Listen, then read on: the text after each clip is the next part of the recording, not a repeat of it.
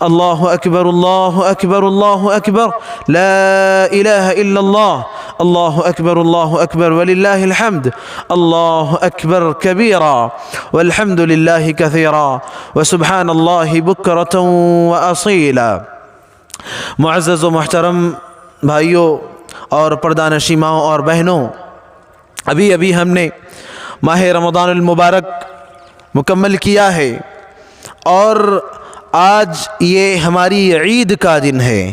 امام کائنات علیہ السلام جب ہجرت کر کے مدینہ تشریف لے گئے تو وہاں پر آپ نے دیکھا کہ یہود مختلف قسم کی خوشیاں اور عیدیں مناتے ہیں، تو آپ نے اہل ایمان کو 2 عیدیں دیں۔ آپ نے کہا کہ اللہ تبارک و تعالی نے ان خوشیوں اور ان عیدوں کے بدلے میں تم اہل ایمان کو یہ 2 عیدیں عطا کی ہیں، ایک عید الفطر جو آج ہم منا رہے ہیں اور ایک عید الاضحیٰ جو انشاءاللہ تعالی اس کے بعد آنے والی ہے۔ اللہ اکبر اللہ اکبر اللہ اکبر لا الہ الا اللہ اکبر وللہ الحمد اللہ اکبر کبیرا والحمد للہ کثیرا وسبحان اللہ بکرۃ واصیلا۔ معزز بھائیوں اور دوستو، آج کی یہ عید کا دن اور آج کی یہ عید دراصل ہمیں ہماری زندگی کے مقصد کو یاد دلاتی ہے۔ اللہ تبارک و تعالی نے کہا زندگی کے مقصد کو بتلاتے ہوئے اور انسانیت کے وجود کے مقصد کو بتلاتے ہوئے کہ وما خلقت الجن والانس الا لیعبدون، کہ ہم نے انسانوں کو اور جنوں کو صرف اور صرف اپنی عبادت کے لیے پیدا کیا ہے۔ آپ ذرا غور کیجئے کہ جب اللہ تبارک و تعالی نے ہم تمام انسانوں کو صرف اور صرف اپنی عبادت کے لیے پیدا کیا ہے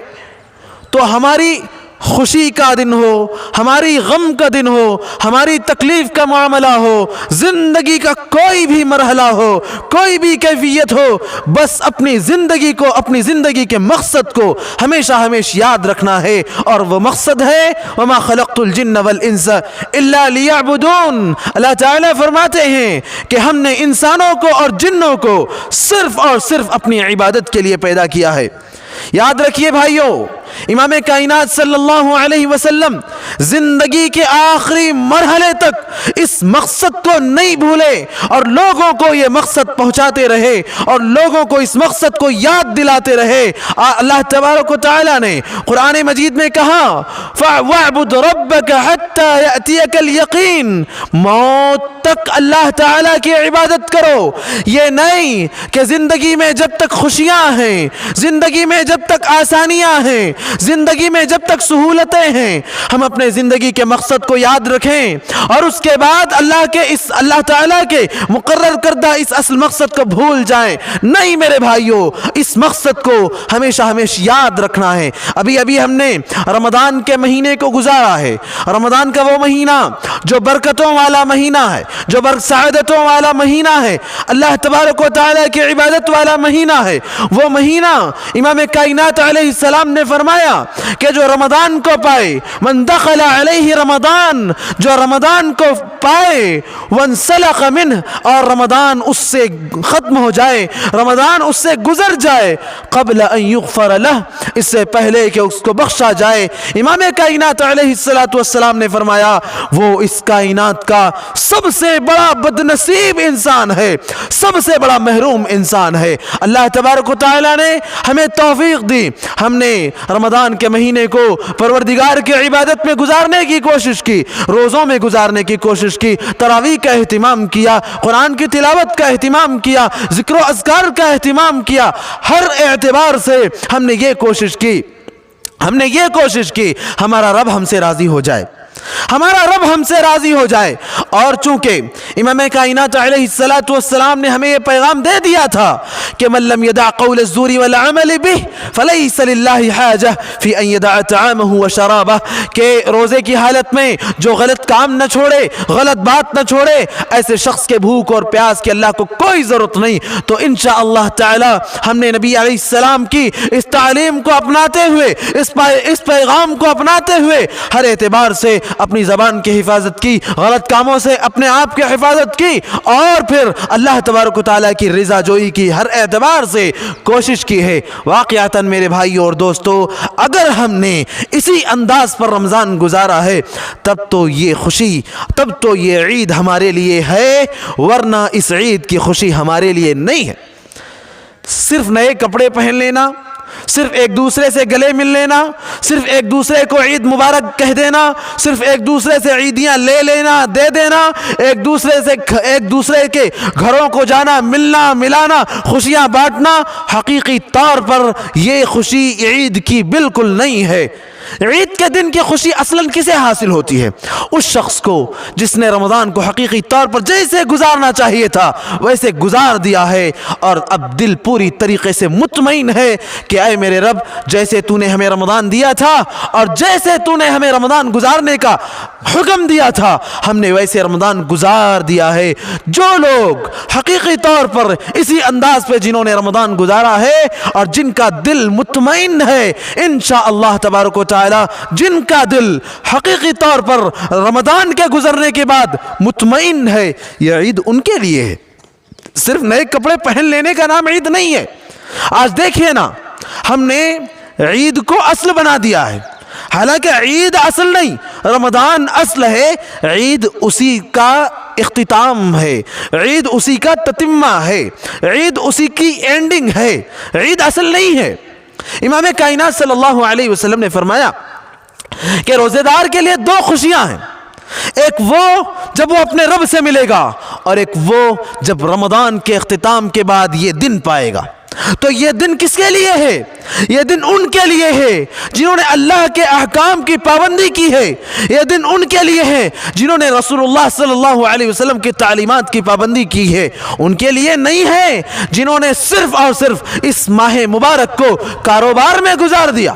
اس کاروبار میں جو دنیا کا کاروبار ہے، اس کاروبار میں نہیں جو رب نے قرآن میں کہا ہے تجارت لن تبور، اور اگر وہ کاروبار ہوتا تو حقیقی طور پر تب تو صاحب ایمان اس عید کی خوشی کا حقدار ہے۔ وہ کاروبار جس کے بارے میں اللہ تعالیٰ نے فرمایا، وہ کاروبار جس میں کبھی بھی نقصان نہیں ہوتا، کبھی بھی خسارہ اور گھاٹا نہیں ہوتا، ایمان کا سودا، وہ کاروبار اللہ کے کلام کی تلاوت کا کاروبار اللہ نے اسے کہا ہے، اللہ تعالیٰ نے اسے تجارت کہا ہے۔ تو اگر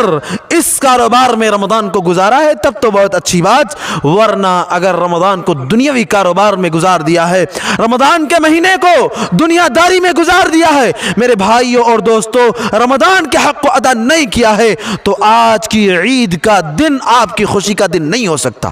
آپ کی خوشی کا دن، ہم نے اپنے بچوں کو یہی سکھا دیا ہے، ان کے ذہنوں میں یہی بٹھا دیا ہے کہ عید آئے تو نئے کپڑے لینا ہے، عید آئے تو گھر کے برتن بدلنا ہے، عید آئے تو گھر کے صوفے بدلنا ہے، عید آئے تو گھر کے اسباب اور سامان بدلنا ہے، نئی چیزیں لانا ہے، پرانی چیزیں بدلنا ہے۔ عید کا مطلب ہم نے اپنے بچوں کے ذہنوں میں یہ بٹھا دیا ہے۔ ابھی دیکھیے، رات گزری، شہروں کا حال آپ دیکھیں، اگر حقیقی طور پر ہم نے عید کا مطلب سمجھا ہوتا تو یہ کیفیت نہ ہوتی۔ اگر حقیقی طور پر ہم نے عید کے مفہوم کو جانا ہوتا تو گزشتہ رات جس انداز میں گئی، لوگوں کا رات میں بازاروں میں جمگھٹا، بھیڑ بھاڑ، اور خواتین کا بازاروں کی زینت بنے رہنا، پردے کا احترام نہ کرنا اور خواتین کا بازاروں کی زینت بنے رہنا، یہ کیفیت نہ ہوتی۔ دوستو اور بھائیو، اگر ہم نے رمضان کو سمجھا ہوتا، رمضان کو حقیقی طور پر جانا ہوتا، تو رمضان کے اعمال کی حفاظت کی فکر ہوتی ہمارے دلوں میں۔ کتنے لوگ ہیں آج ہم میں جن کے دلوں میں حقیقی طور پر رمضان میں جو اعمال انجام دیے ہیں ان اعمال کی حفاظت کی فکر ہے۔ یاد رکھیے،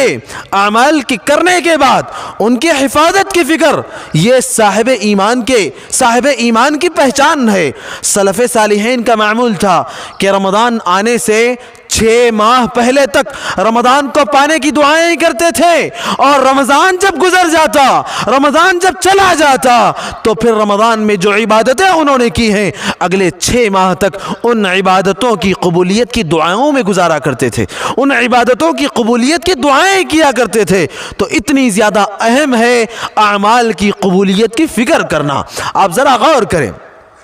آپ ذرا غور کریں، اللہ تبارک و تعالیٰ نے قرآن مجید میں کہا بہت سے عمل کرنے والے ایسے ہیں، عاملۃ ناصبہ، بہت سے عمل کرنے والے ایسے ہیں جو روزے رکھ رکھ کر، جنہوں نے اپنے آپ کو تھکایا، نمازیں پڑھ پڑھ کر، عمل کر کر کے جنہوں نے اپنے آپ کو تھکایا، لیکن پھر بھی ان کا عمل رب العالمین کے پاس قابل قبول نہیں ہے۔ تصلی نارا حامیہ، ہزار عمل کے باوجود، روزوں کے، تراویح کے، تلاوت کے، ذکر و اذکار کے، صدقات و خیرات کے باوجود، بہت سارے اعمال کے باوجود بھی اللہ تعالیٰ کہہ رہے ہیں تصلی نارا حامیہ، وہ جہنم کے حقدار بنیں گے، وہ جہنم کا ایندھن بنیں گے۔ کیوں آخر؟ اگر ہم عمل کریں اور اعمال کی قبولیت کی فکر نہ کریں تو کیا پتہ ہمارے اعمال بھی ایسے ہی ضائع ہو جائیں، ہمارے اعمال بھی اللہ نہ کرے ایسے ہی برباد ہو جائیں، اور اللہ نہ کرے ہم بھی ان بدنصیبوں میں سے ہو جائیں، ہمارا بھی شمار ان بدنصیب لوگوں میں سے ہو جائے۔ میرے بھائیو اور دوستو، امام کائنات علیہ السلام نے فرمایا رب صائم لیس له من صیامه الا الجوع ورب قائم لیس له من قیامه الا السحر، کہ بہت سے روزے دار ایسے ہیں کہ روزہ تو انہوں نے رکھا ہے، اپنے ایام اور اپنا رمضان روزوں میں تو انہوں نے گزارا ہے، لیکن ان کے روزے کے بدلے میں ان کو سوائے بھوک کے کچھ اور نہیں ملنے والا۔ اور اسی طرح سے بہت سے لوگ ایسے ہیں کہ تراویح کا اہتمام تو انہوں نے کیا ہے، تراویح تو پڑھی ہے، قیام اللیل تو کیا ہے، لیکن ان کے قیام اللیل کے بدلے، تراویح کے بدلے، سوائے اپنی نیند برباد کرنے کے کچھ بھی ان کے بدلے میں کچھ بھی ان کو ملنے والا نہیں ہے۔ مطلب یہ کہ جس ذات کے لیے ہم نے عمل کیا ہے اس ذات نے ہمارے اعمال کو یا ایسے لوگوں کے اعمال کو خود ان کے منہ پر دے مارا ہو، اور اللہ تعالیٰ نے ان کے اعمال کو قبول کرنے سے انکار کر دیا ہو۔ اس لیے میرے بھائیوں، اعمال کی قبولیت کی فکر کرنا یہ بہت اہم ذمہ داری ہے، اور یہ سلف صالحین کا معمول بھی تھا۔ اب آئیے دیکھتے ہیں ایک اہم ترین معاملہ جن کی وجہ سے ہمارے اعمال برباد ہو جایا کرتے ہیں، اور عید کا دن ہمیں بہت بڑا پیغام دیتا ہے آپس میں اپنے دلوں کو جوڑنے کا، آپس میں ملنے کا، آپس میں ایک دوسرے کے گلے شکوے دور کرنے کا۔ ہر ایک ایسا ہے جس کو کسی نہ کسی سے شکوے ہیں، جس کو کسی نہ کسی سے ناراضگیاں ہیں، جس کو کسی نہ کسی سے تکلیف ہے۔ میرے بھائیو اور دوستو، یاد رکھیے گا، جہاں 4 برتن اکٹھے ہوتے ہیں وہاں پر ٹکراؤ بھی ہوتا ہے، وہاں پر آواز بھی آتی ہے۔ تو جب انسان کو اللہ نے پیدا کیا ہے تو انسانی فطرت تو ہے کہ باہم اختلاف ہوتا ہے، اور ایک کوئی بڑی بات نہیں ہے، لیکن اختلافات ہو جانے کے بعد آپس میں پھر سے مل جانا، پھر سے گلے شکوے دور کر لینا، پھر سے ایک دوسرے سے شکایتیں ختم کر دینا، یہ سب سے بڑی ذمہ داری ہے۔ اور عید کا پیغام ہمارے لیے یہ بہت بڑا پیغام ہے۔ امام کائنات صلی اللہ علیہ وسلم نے عید الفطر کی نماز کے بعد صحابہ کرام سے جب ملے آپ نے صحابہ کرام کو اور صحابہ نے آپ کو یہ دعائیں، ان دعاؤں کا تبادلہ کیا۔ وہ کون سی دعا تھی؟ تقبل اللہ منا ومنکم۔ اللہ کے نبی صلی اللہ علیہ وسلم نے مسنون دعا ہمیں مبارکبادی کی جو سکھلائی ہے وہ یہی ہے، تقبل اللہ منا ومنکم۔ آپ ذرا غور کریں، اعمال کی قبولیت کی فکر اس میں بھی، یعنی مبارکبادی دے رہے ہیں عید کی نماز کے بعد، ایک دوسرے سے خوشی سے مل رہے ہیں، اور اس میں بھی اعمال کی قبولیت کی فکر کہ رمضان میں آپ نے جو اعمال کیے ہیں، رمضان میں آپ نے جو روزے رکھے ہیں، رمضان میں آپ نے جو قیام کیا ہے، رمضان میں آپ نے جو رکوع کیے ہیں، جو سجدے کیے ہیں، جو دوسری عبادات کیے ہیں، تقبل اللہ منا ومنکم، اللہ تعالیٰ مجھ سے بھی قبول کرے اور آپ سے بھی قبول کرے۔ یہی فکر تھی آپ صلی اللہ علیہ وسلم کی، اور یہی فکر تھی صحابہ کرام رضوان اللہ علیہ مجمعین کی۔ دوستو اور بھائیوں، عید کا یہ بہت بڑا پیغام ہے کہ ہم آپس میں ایک دوسرے سے گلے شکوے دور کر لیں، کیونکہ اگر ہمارے دل ایک دوسرے سے صاف نہیں ہوں گے، اگر ہمارے دلوں میں ایک دوسرے کے لیے بغض اور عناد ہوگا، ایک دوسرے کے لیے چھپی ہوئی دشمنیاں ہوں گی، ایک دوسرے کے لیے نفرت کے جذبات ہوں گے، تو یہ بہت بڑا معاملہ ہے جو ہمارے اعمال کو برباد کرنے والا ہے، جو ہماری دعاؤں کو برباد کرنے والا ہے۔ امام کائنات صلی اللہ علیہ وسلم نے فرمایا کہ اللہ تبارک و تعالیٰ ہر پیر اور جمعرات کی رات آسمان دنیا پر آتا ہے. اللہ تعالیٰ آسمان دنیا پر آتا ہے, بندوں کو آواز لگاتا ہے, حل من مستغفر, ہے کوئی جو اپنے گناہوں کی معافی چاہتا ہو, ہے کوئی جو اپنی تکلیفیں دور کروانا چاہتا. اللہ تعالیٰ آ کر آسمان دنیا پر بندوں کو پکارتا ہے. ایسے میں اللہ تبارک و تعالیٰ دو لوگوں کی مغفرت نہیں کرتا. ایسے بندے جو اللہ تعالیٰ کی بارگاہ میں ہاتھ اٹھا کر معافی طلب کرتے, استغفار کرتے ہیں, سبھی کو اللہ تعالیٰ نبی صلی اللہ علیہ وسلم کہتے ہیں یغفر لجمیع خلقہ, اللہ تبارک و تعالیٰ تمام کے گناہوں کو معاف فرماتا ہے سوائے دو لوگوں کے. کہا امام کائنات علیہ السلام نے کہ ایک تو مشرک ہے اور پھر دو وہ لوگ جن کے دلوں میں ایک دوسرے سے بغض اور عناد ہو. پھر سوچے میرے بھائی اور دوستو, ہم نے رمضان میں روزے رکھ کر اپنے کھانے پینے اور اپنے پیٹ کی ضرورت کو قربان کیا اور اپنی ضرورتوں کو تج دیا, اور قیام کے لیے قیام اللیل اور تراویح میں نہ جانے کتنی لمبی لمبی نمازیں پڑھ کر اور پھر آخری عشرے کی طاق راتوں میں ہم نے پوری نیند کو قربان کر کے اللہ تعالیٰ کے لیے, اللہ تعالیٰ کی عبادت کے لیے, اللہ تعالیٰ کو یاد کرنے کے لیے ہم نے اپنی پوری نیند کو قربان کر دیا, اپنی راتوں کی نیند کو قربان کر دیا. اور پھر اگر ہمارے دل میں ہمارے اپنے کسی بھائی کے لیے بغض ہو, کسی کے لیے دشمنی ہو, کسی کے لیے نفرت کے جذبات ہوں, تو بھلا ہماری یہ عبادتیں اور ہماری یہ نیکیاں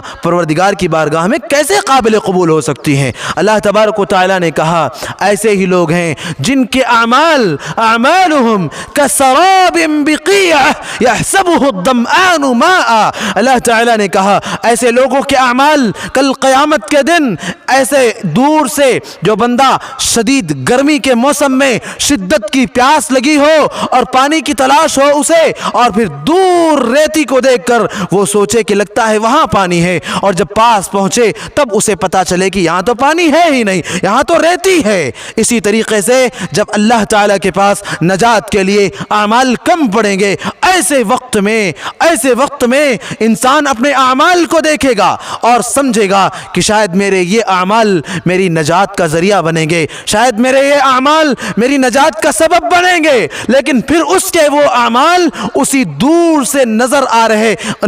رہی ریت کی طرح ہوں گے, جو دور سے تم پانی محسوس ہو رہا ہے لیکن حقیقت میں کچھ اور ہے. اللہ تعالیٰ کے پاس بندوں کے ایسے اعمال قابل قبول نہیں ہوتے. تو میرے بھائی اور دوستو, اپنے دلوں کی صفائی کیجئے, اپنے دلوں کو صاف کیجئے. ایک دوسرے سے ہم گلے ملتے ہیں, ایک دوسرے سے مصافحہ ملتے ہیں, ایک دوسرے سے گلے ملتے ہیں, اتنا کافی نہیں ہے, ایک دوسرے سے دل ملنا ضروری ہے. ایک دوسرے سے ہمارے اپنے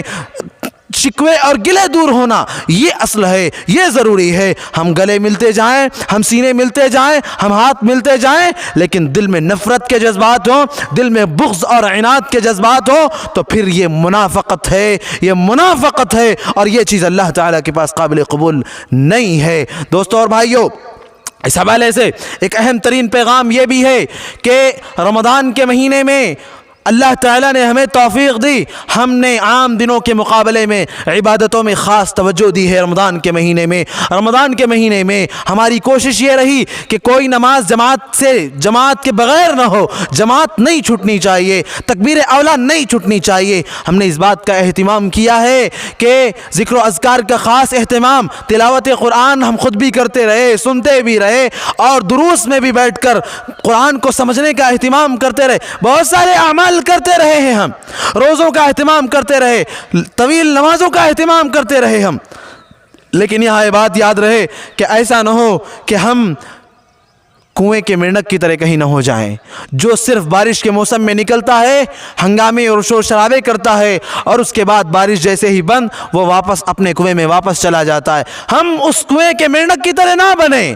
ہم سیزن والے مسلمان نہ بنیں, ہم رمضانی نہ بنیں, ہم ربانی بنیں. کن ربانیا لا تکن رمضانیا, ہم ربانی بنیں, ہم اللہ والے بنیں, ہم رمضانی نہ بنیں. ہم رمضان کی عبادت کر رہے تھے, کیا ہماری نمازیں رمضان کے لیے تھیں؟ کیا ہماری نمازیں، ہماری عبادتیں، ہمارے روزے، ہماری تلاوت یہ سب رمضان کے لیے تھیں کیا؟ نہیں نا، یہ تو رب کے لیے تھیں۔ تو پھر میرے بھائیوں، وہ رب جو رمضان میں تھا وہ تو ہمیشہ ہمیشہ زندہ رہنے والا ہے، پھر ہماری عبادتیں صرف رمضان کے ساتھ خاص کیوں؟ پھر ہماری عبادتیں، ہماری نمازوں میں پابندی اور اہتمام اور ہمارا عبادتوں میں بڑھ چڑھ کر حصہ لینا یہ صرف رمضان کے ساتھ خاص کیوں؟ ایسا لگتا ہے کہ ہم اللہ کے نہیں، ہم رمضان کی عبادت میں لگے ہوئے تھے، پھر ایسی صورت میں تو ہماری عبادتیں اللہ کے پاس قابل قبول نہیں ہیں۔ اس لیے بھائیو، اللہ کے نبی صلی اللہ علیہ وسلم نے فرمایا احب الاعمال الی اللہ ادومها وان قل، عمل چھوٹا ہی کیوں نہ ہو لیکن لگاتار ہو، عمل چھوٹا ہی کیوں نہ ہو ہمیشہ رہے۔ اللہ تعالیٰ کو ایسے اعمال زیادہ پسندیدہ ہیں، اور اسی بات کی تعلیم اللہ تعالیٰ نے قرآن مجید میں دی ہے۔ اللہ نے کہا فاستقم کما امرت، جیسے تمہیں حکم دیا گیا ہے ویسے استقامت اختیار کرو۔ صحابہ کرام رضوان اللہ علیہم اجمعین کا معمول کیا تھا؟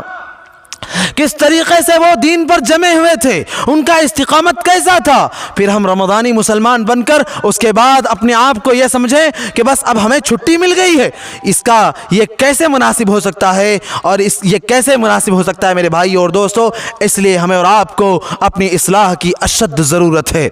یہاں پر چونکہ سامعات بھی ہیں، خواتین بھی ہیں، اس لیے ان کے لیے بھی اہم ترین پیغام ہے، وہ یہ کہ عید کے دن خاص طور سے، رمضان میں بہت ساری عبادتیں ہوئی ہیں، عید کے دن خاص طور سے اللہ تعالیٰ کے احکام کی پامالی ہوتی ہے۔ پردہ جس کا حکم اللہ نے قرآن میں نازل کیا ہے، اس پردے کی پامالی ہوتی ہے۔ مرد و زن کا اختلاف ہوتا ہے، عورتوں اور مردوں کا میل ملاپ ہوتا ہے، ناجائز تعلقات کو ہوا ملتی ہے، اور پھر نظروں کی حفاظت نہیں ہوتی، اور بہت ساری ربانی تعلیمات وہ پامال ہوتی ہیں۔ اللہ تبارک و تعالیٰ نے خواتین کے لیے یہ پیغام دیا وَقَرْنَ فِي بُيُوتِكُنَّ کہ عورتوں تم اپنے گھروں میں ٹھہری رہو، بلا ضرورت گھر سے باہر نہ نکلو۔ عیدگاہ کا معاملہ یہ ہے، امام کائنات علیہ السلام نے یہ کہا تھا کہ بھئی مرد حضرات عیدگاہ میں تو جائیں گے ہی جائیں گے، عورتیں بھی عیدگاہ میں جائیں، یہاں تک کہ وہ خواتین جو مخصوص ایام سے گزر رہی ہیں، پیریڈز کے ایام سے گزر رہی ہیں، وہ بھی عیدگاہ جائیں گی اور مسلمانوں کی دعاؤں میں شامل رہیں گی۔ ان خواتین کے لیے بھی عیدگاہ آنا اور عیدگاہ میں شرکت کرنا اللہ کے نبی صلی اللہ علیہ وسلم کی تعلیمات کے مطابق بڑا اہم ہے، تو یہ ایک مستثنی عمل ہے۔ اس کے علاوہ مساجد میں حاضری یا عورتوں کے لیے اختیار ہے۔ امام کائنات علیہ السلام نے فرمایا کہ تم اللہ کی بندیوں کو عیدگاہ سے نہ روکو، لا تمنعوا اماء اللہ مساجد اللہ، کہ تم اللہ کی بندیوں کو اللہ کے گھروں سے اور اللہ کی مسجدوں سے نہ روکو۔ ہم میں سے بہت سے لوگ ایسے ہیں جو مساجد سے تو گھروں کو جو عورتوں کو روکتے ہیں، لیکن وہی بازاروں سے نہیں روکتے، وہی دوسرے فنکشن سے اور پروگراموں سے نہیں روکتے۔ تو میرے بھائیوں اور دوستوں اور میری بہنوں، یہ بڑے افسوس کا معاملہ ہے، جہاں پر اللہ نے حاضری کا حکم دیا ہے وہاں پر ہم اختلاف جتائیں، اور جہاں پر امام کائنات علیہ السلام نے انہیں اختیار دیا ہو اور جہاں پر ان کو حاضری کا حکم دیا ہو اور اس کی تعلیم اور تاکید کی ہو، وہاں پر عورتوں کی حاضری کے معاملے میں آپس میں اختلاف کرتے بیٹھ جائیں، یہ کسی بھی صورت جائز اور درست نہیں ہے۔ البتہ پردے کا معاملہ جو میں نے بتلایا، اللہ تعالیٰ نے کہا وَقَرْنَ فِي بُيُوتِكُنَّ، عورتیں بلا ضرورت گھروں سے باہر نہ نکلیں، گھر میں ٹھہری رہیں۔ اور امام کائنات صلی اللہ علیہ وسلم نے فرمایا کہ المرأة عورہ،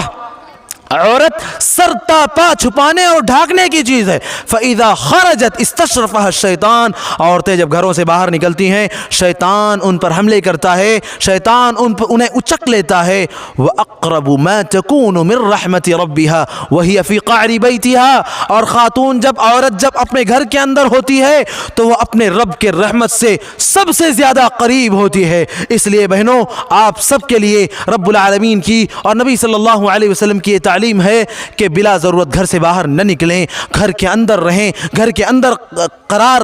قائم رکھیں، بلا ضرورت گھروں سے باہر نہ نکلیں۔ اگر ضرورت بھی ہو تو شرعی حدود کا پاس و لحاظ رکھیں، خوشبو لگا کر نکلنا، مرد و زن کا اختلاط، ملنا ملانا، یہ سب چیزیں حرمت تک پہنچتی ہیں، اور جب ہم رمضان کو گزار کر پھر ایسے اعمال میں جائیں گے تو پھر ہمارے رمضان کی عبادتیں، ان کی قبولیت بہت بڑا مسئلہ ہے اور بہت بڑا بڑا سوالیہ نشان لگتا ہے۔ تو یہ چند اہم تعلیمات تھیں جو عید الفطر کے حوالے سے آپ کی خدمت میں رکھنا بہت ضروری تھی۔ آخر میں پھر ہم اللہ تبارک و تعالیٰ سے دعا کرتے ہیں، پروردگار ہماری رمضان کی عبادتوں کو قبول فرمائے، ہم نے رمضان میں جو غفلتیں کی ہیں پروردگار تو انہیں معاف فرما دے، ہم سے جو کوتاہیاں ہوئی ہیں پروردگار ہماری کوتاہیوں کو معاف فرما دے۔ پروردگار ہم انسان ہیں، ہم سے غلطیاں ہوتی ہیں، ہم سے غفلتیں ہوتی ہیں، لیکن تو رب العالمین ہے، تو معاف کرنے کو پسند کرتا ہے، تو معاف کرنے والا ہے۔ پروردگار ہم تجھ سے اپنے گناہوں کی معافی کی امید رکھتے ہیں۔ الہ العالمین ہمیں جو پریشان حال ہیں ان کی پریشانیوں کو دور فرما دے، ہمیں جو بیمار ہیں انہیں شفا عطا فرما دے، ہمیں جو بے روزگار ہیں انہیں روزگار عطا فرما دے، ہمیں جو اچھے رشتوں کے منتظر ہیں پروردگار تو ان کی بھی مدد فرما دے۔ الہ العالمین جو پریشانیوں کے شکار ہیں پروردگار تو ان کی پریشانیاں دور فرما دے، جو گھریلو جھگڑوں کے شکار ہیں پروردگار تو ان کا حل فرما دے۔ الہ العالمین جن کے کاروبار نقصان میں پڑے ہوئے ہیں الہ العالمین تو انہیں برکتوں سے نواز دے۔ آج دنیا کے مختلف خطوں میں بدامنیاں پھیلی ہوئی ہیں پروردگار تو ہمیں امن و سلامتی اور شانتی عطا فرما دے، ظالموں کو ان کے انجام تک پہنچا دے اور مظلوموں کا سہارا بن جا۔ ربنا تقبل منا انك انت السميع العليم وتب علينا انك انت التواب الرحيم۔ اللہ اکبر اللہ اکبر اللہ اکبر، لا الہ الا اللہ، اللہ اکبر وللہ الحمد، اللہ اکبر کبیرا والحمد للہ کثیرا وسبحان اللہ بکرۃ واصیلا۔ اللہ اکبر اللہ اکبر اللہ اکبر، لا الہ الا اللہ، اللہ اکبر وللہ الحمد، اللہ اکبر کبیرا والحمد للہ کثیرا وسبحان اللہ بکرۃ واصیلا۔ اللہ اکبر اللہ اکبر، لا الہ الا اللہ، اللہ اکبر وللہ الحمد، اللہ اکبر کبیرا والحمد للہ کثیرا وسبحان اللہ بکرۃ واصیلا۔